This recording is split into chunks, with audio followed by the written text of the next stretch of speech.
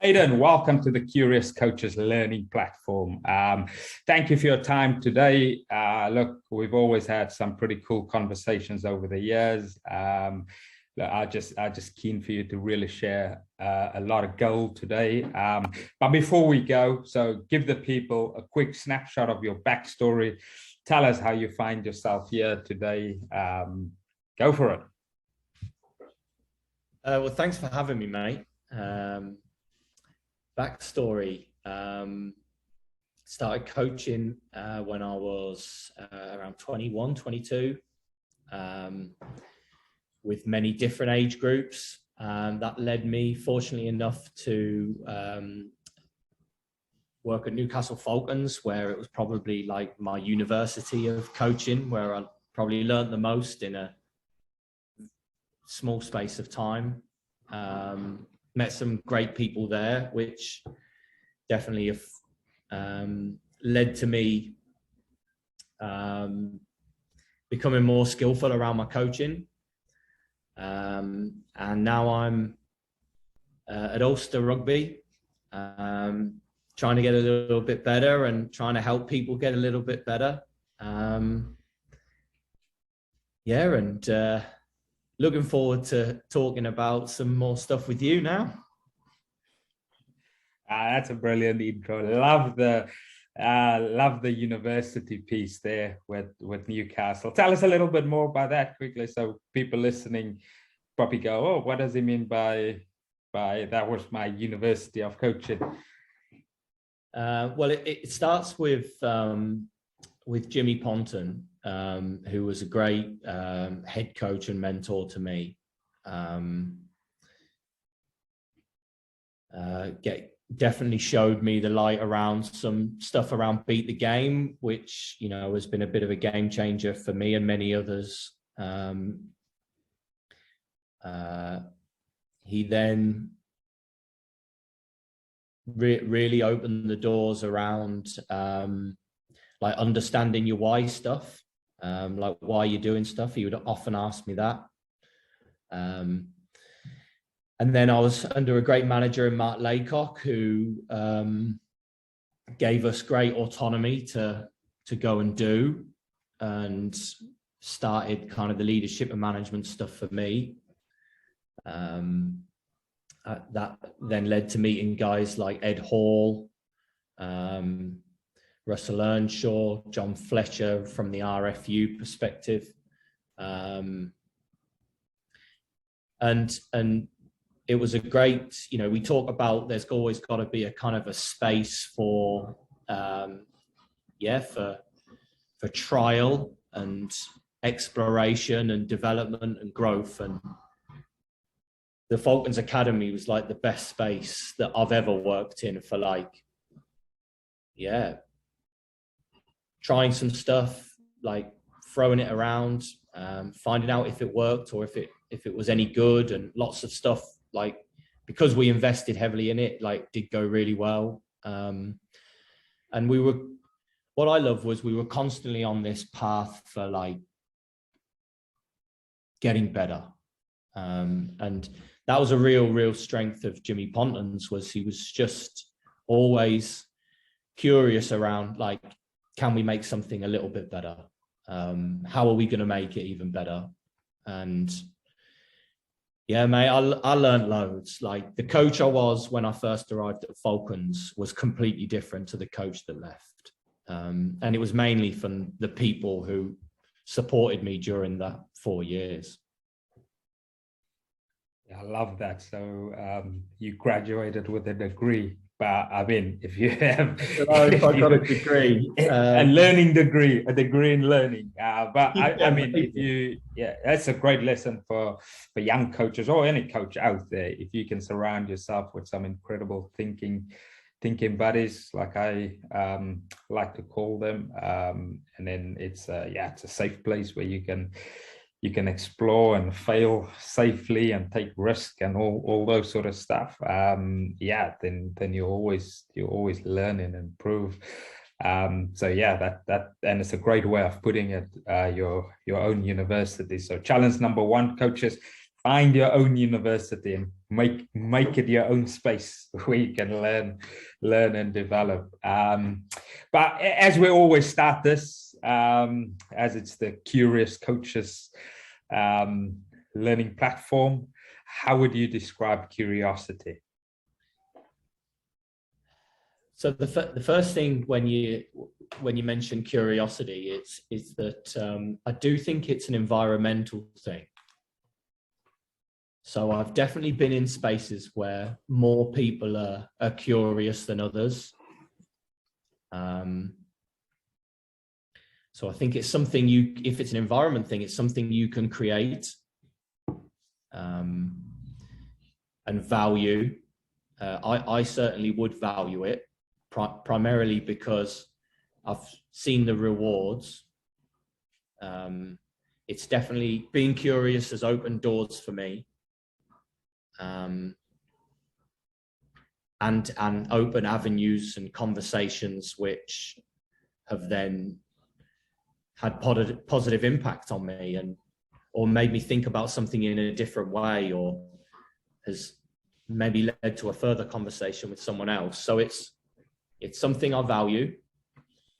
It's something that I think is important for any environment to grow. And I think it's a behavior in which we can become quite skillful around. And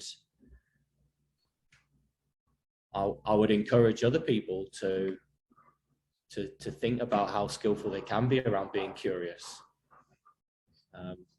mainly for self-growth.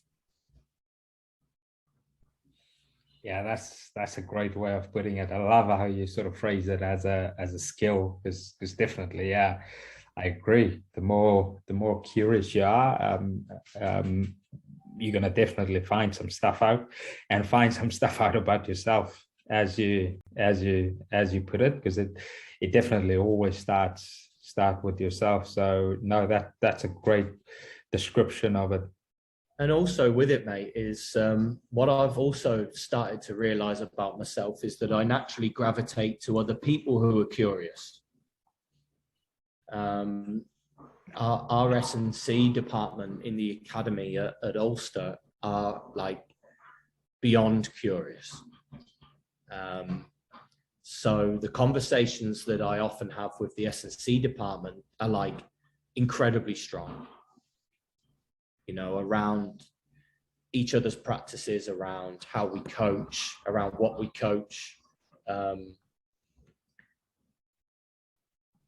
they're always coming back with like, I was curious about what you said the other day, so I went and like researched this, who would be like way better at researching than me. And this is what I found out, like, I'll send it to you. And that all stems from like curiosity.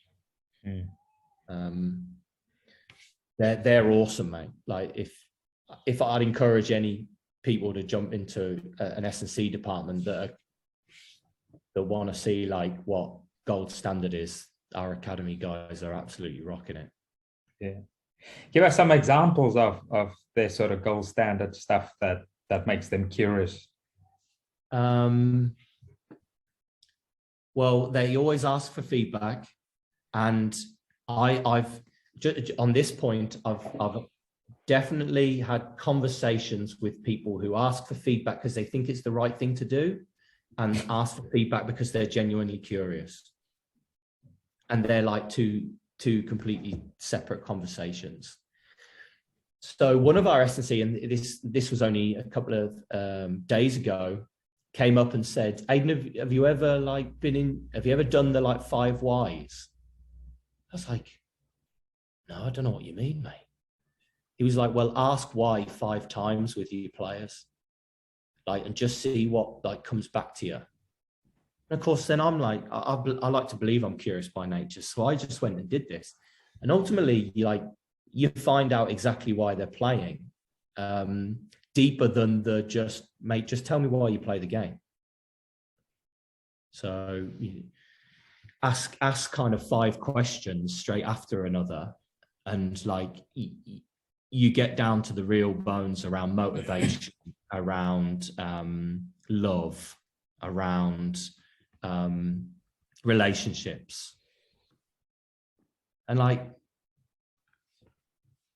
he went and found out about that off the back of me saying in a group forum, I don't think we ask our players enough, like what their why is. And these guys are like curious insects. They're off like immediately going and asking questions. And yeah, they're really good members of staff to have, mate. I love that. Love that. And it creates well, you mentioned right at the top, it's about curious about yourself. So instantly you have to be more intentional about how you ask those questions. So in a way, they challenged you in a really great way based on the question you asked of them. Which, but again, if you surround yourself, or if you find yourself in a good environment, like the way you describe curiosity, if it's an environmental thing, there's definitely some really cool, diverse curiosity going on there at Ulster. But I want to go into what I'm really curious about is our topic of conversation today, which is theming. And you've done some ridiculously cool stuff over the years. So I want us to explore that as much as we possibly can, and share some incredible information for people to start if they haven't sort of explored with themes before, how they perhaps theme a season, a session, a campaign, or wherever you are. Perhaps let's start with maybe some examples of how you created some stories within your environments, and then perhaps just how it started as well. Yeah, sure. The first thing with theming that I always take into account is like, who am I doing this with? So who are the people that I want to have for this to have the biggest impact on most? So primarily the players. So and I would find out what the players are curious about. So like, what's some stuff that they are talking about doing in their off time? What might they be curious about if I bring them into that world? So if I actually showed them something, would it make them more curious? And ultimately, it's around inspiring and exciting people to change behavior. You're ultimately doing it with the purpose of helping them get better or progress or change or improve. So you want to see a change in behavior. Now theming for me is the glue of the messages that you want to put across to people. So let's take one that I've done in the past. So let's go back to Falklands when I did the Call of Duty, the Wellington Warfare. I knew that these players, first and foremost, play video games. They love Call of Duty. So immediately I'm like coming into their world, and I don't play Call of Duty. So I have to sort of do some research and find out what the language is and realize why they play it. Like, mate, I don't still even get it why they play Call of Duty, but it's based around the gamification stuff, which, you know, lots of people are aware of now. So levels and missions and being able to build a story, build some armor, or get better and progress through a journey of a story. So so I realized this was something that might be a good fit for them. Now, if I was working with so I've done some work in the past with Ulster where I was just doing defense, and I wanted to theme the defense around trapping. You know, so I wanted them to understand that this is how I want the opposition to feel. We want them to feel trapped, suffocated, all these kinds of words, that they're unable to do what they want to do. So I sent them away with some traps to go and create based upon what we thought the opposition, what their strengths are, or what they tend, what their trends are. And then we kind of created some like mouse trap, spider trap stuff. And that was one where I had to, because it was a short space of time, I kind of had to give a little bit and then pull a little bit. But it's the theme there. The theme is primarily, as I said, the glue that binds your language. Sometimes it's your identity, like who are you as a group of people. Sometimes it's the way you want to play. So I've done some theming in the past also around Talladega Nights. You watch Talladega? No, tell us more. Mate, we did some sevens. Ulster Academy had to go and play the national men's seven side and the other provinces. And we did a bit of a theming around Talladega Nights. So it's a comedy, Will Ferrell. The big tagline is, if you ain't first, you're last. So we based our whole sevens program around winning races. If you're not first to stuff, you lose. So we restarts, be first in the air, win the race in the air. Rucks, win the race on the ground, win the race to the space. So that was like our sevens thing. And we also then, I told the lads to go and watch the movie and come back with any funny phrases, because it's hilarious. Movie's like really good. Come back with any funny like catchphrases that stick with you from a rugby perspective, and we'll bring it to life. So one of them was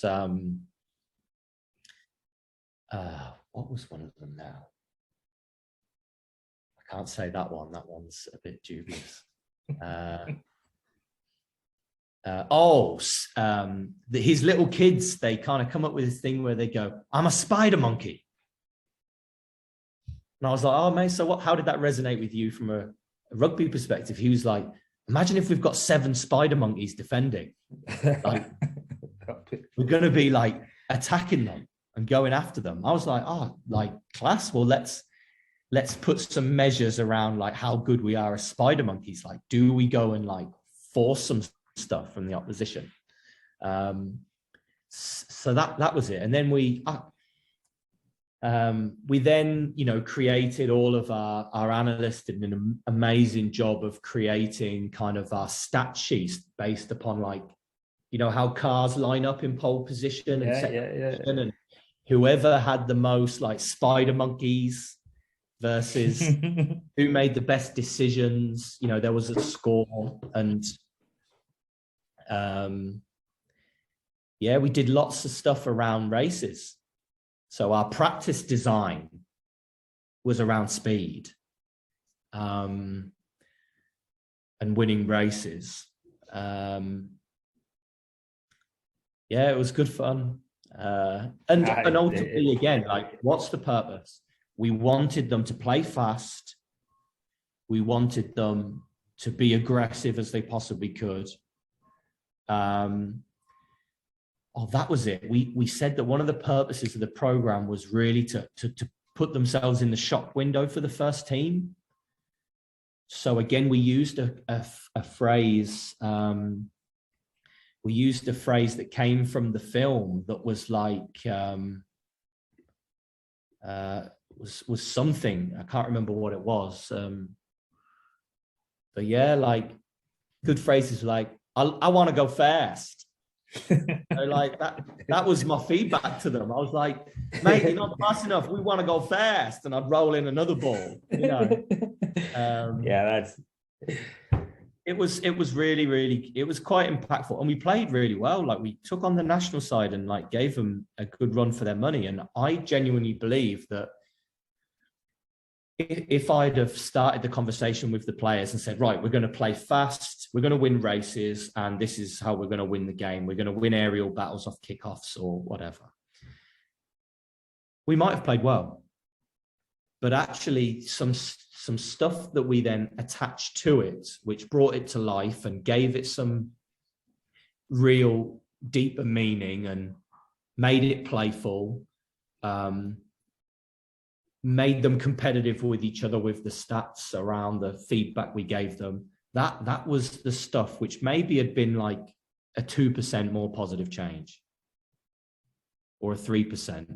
But if it's had 1% more than just giving them the information on a white screen, like, it's well worth investing. Yeah, 100%. I mean, you're fueling all my biases, but the stuff that stands out for me instantly, it's fun, it builds connection. Like you say, it's inspiring, there's loads of learning, etc. And then also build that sort of high level of connection within the culture as well. Now, for us, it might be easier because this sort of stuff really makes us curious and makes us really excited about where we could go with our practice design, etc. But I suppose there might be many coaches out there who goes, geez, where do I start? How do I get buy-in from my players? First of all, how do I do that? But secondly, how do I put this on the grass? I can talk about all these all Call of Duty and Fortnite. I remember doing one climbing Everest at Harlequins, but where do you start? How do you put the connection to the sort of the theme and the grass stuff? Or what sort of advice would you have for people? Well, as I said before, definitely start with who are the players you're working with. I think that's got to be number one. So with the sevens, I was working with 18 to 21-year-olds who I knew watched Will Ferrell. Call of Duty, I knew I was like talking to 16-year-olds here. So definitely think about your players. The second is like, so what do you want your game model or your environment to feel like? So other ones which I've had conversations with about,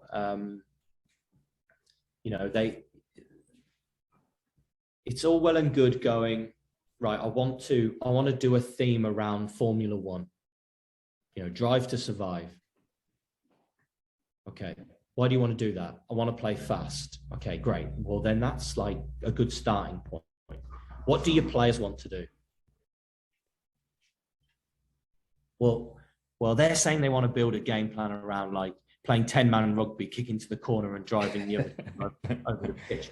Okay, well then you've got a different agenda to your players. So maybe you want to like have some conversation there, because you might still want to go with the Drive to Survive theme, but maybe your actual like real focus then is around like, are you the F1 car that has got like power, strength, endurance, all of these words that you'd connect to a mall game. Do you see what I'm getting at? Yeah. It's got to actually have some like identity connection. And mainly around super strengths is another one. Like, if your super strengths are, as a team, we've got loads of really good passing and kicking threats. Our run threats are actually like, we're quite lightweight. We don't have lots of, well, then you might want to think about your theme being around like exploring, finding, pass and kick is around like scanning and making good decisions. So you've got to, it might be that you do some theme around like, who were the like, the people that discovered America or discovered places, and build some language around that. So definitely start with like, well, where do you want to go? Like, what's your higher purpose? You know, or what game model do you want to create? And then kind of work back from there, and you'll start to get a feel for what might be some themes that match what you want to happen on the pitch. Yeah, that is. I mean, yeah, you gotta get those players involved, like you say, especially this young generation now, or you talk about Generation Z and Alpha and all these guys got some brilliant ideas. So why don't involve them into the process, especially your Sunday morning coaches or your schoolboy coaches or club coaches, whichever way, involve them in the process. I'm pretty sure they'll come up with some really cool ideas. And yeah, like you say, is don't be afraid that if it's not yours, like you said with Call of Duty, you have to go and do the research and work out how does it fit into where it could potentially go to make you sort of stay ahead of how you can improve and maximize the learning. So even at the simplest of terms, right? Genuinely now, my son's 3 years old. If I say to him, come on, we're going to like practice our hopping, or let's do an obstacle course, he might enjoy it for like 5 minutes. But if I want him to enjoy something for like 20 minutes, I become like Gecko from PJ Masks. Yeah. He becomes Catboy. And hopping is like, we're going through the hopping swamp. And we've got to like get from the fridge to the table as fast as we can through the hopping swamp. All I've done is like themed the game. Yeah. And he'll play that all day, and he'll come back to me and go, can we play PJ Masks again? Yeah. No problem. Because there's a connection there. He's built connection to it. He loves it. He's having fun. He's learning. Yeah, we were doing Peter Rabbit yesterday, but there was lava on the floor, so we had to go by in the sofas. Quinn loves forest lava. There's always lava there. But no, it's like you say, yeah, we just gotta. But that's where the curiosity comes in. It's because there's so much cool stuff we can put to the grass in terms of our own coaching. But so the big thing is, as you always say, it's got to start with the players. We've been in environments where there's probably been themes. That theme has lasted for like a month or a game or 2 games, and before you know it, we're onto something new or different, or it just doesn't last. So have you got any advice around how do you sort of create that longevity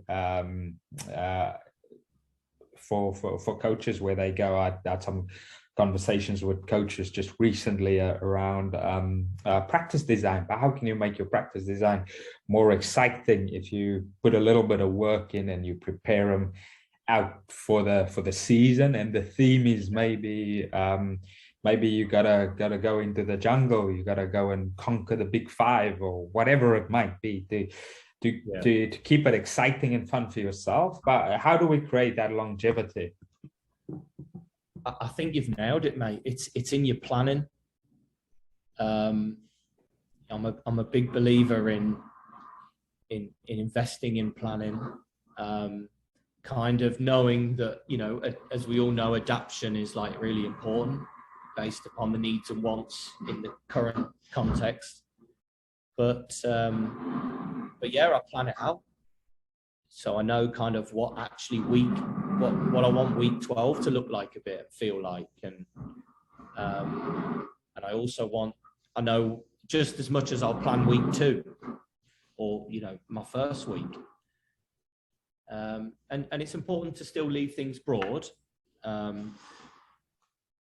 But yeah, planning is really important. Just so that you can then go back and check, you know, okay, we haven't touched on this in a while. You know, we might want to, you know, go back and revisit it a bit. And maybe this week we don't go heavy on the tech tack. We actually just go on some stuff that we've noticed over the last 4 weeks, which has been great around the theming stuff. And we're going to like play on that and accelerate it a bit more.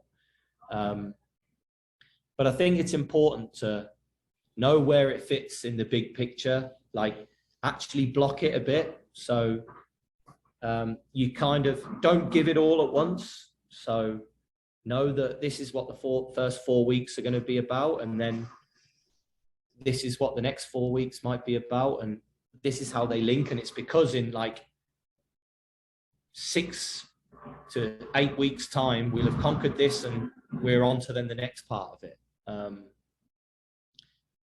And the best themes are well planned, mate.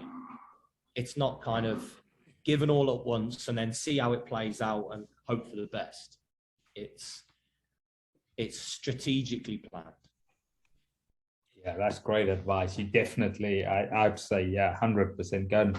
Go and put the effort in, do a little bit of research, go really understand how it's going to create change, because ultimately what you want to do with that theme is change behavior and make them really curious around that behavior change.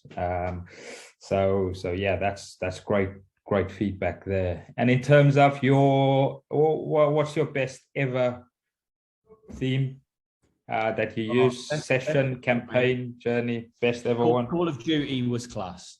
I loved it. Mainly because of the change in the players' behavior stuff. Like they played some unbelievable rugby that year. I really liked the Talladega Nights. That one went well. Mainly because of like some of the catchphrasy stuff, and you know, Will Ferrell's a funny guy. He is definitely. Yeah, they're probably the best two. But I've heard some great stuff from other people. Like I really liked your climbing Everest one. We've got one at work with the first team, which is around like, yeah, climbing and a bit around Everest and playing where the air is thin. You know, let's take teams to the death zone. Yeah, yes. The English phrases. Now, I remember having the conversation at the time with you around Call of Duty. It was class. I was like, geez, I need to be involved in this. I need to be involved in this process. But yeah, no, even the Everest one with the Quins under 18s was a pretty special one. The way we learned and improved, and sometimes we had to go back to a checkpoint because we didn't take all our tools with us to the next checkpoint. So that was a pretty cool one. Yeah, one of the best ones I had was with Tom Mitchell, just the session theme.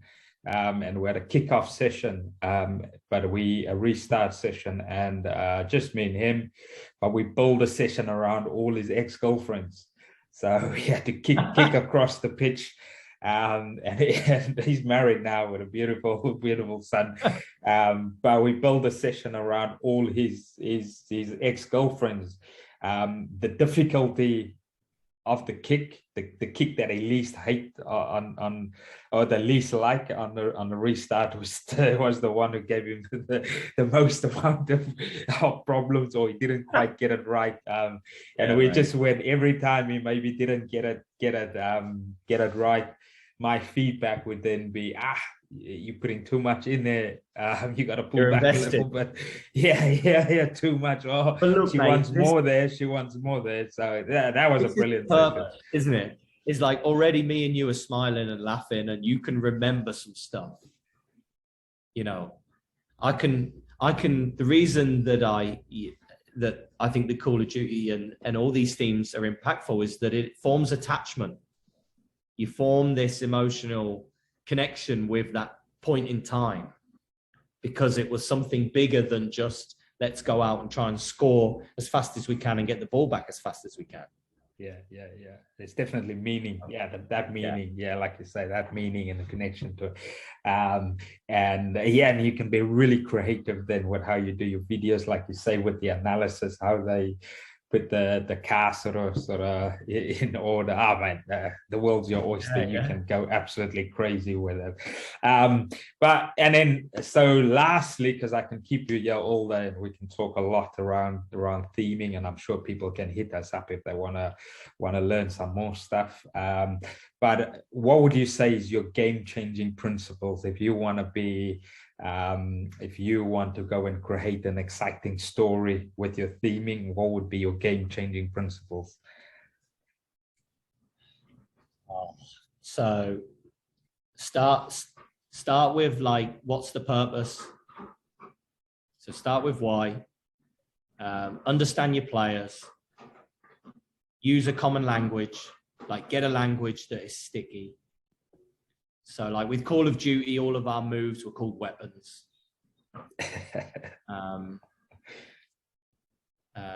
We use some stuff around the breakdown, like OSOP, one shot, one kill. Good language for like guns. And under 16s.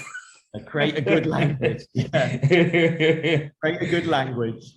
And then plan well. Get feedback. That'd be my 5.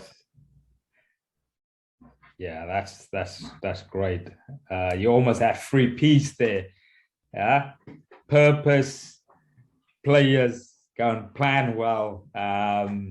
Use common language, and like always, reflect and learn with the feedback from your players. Mate, as always, love having these conversations. I definitely took loads away from this today, so I'm pretty sure this is a nice of a sort of a snapshot of information for coaches and players to go and learn from, because who knows, a player might take some awesome information from here and go challenge their coach to think a little bit differently. That's always what we want. So no, thank you very much for your time.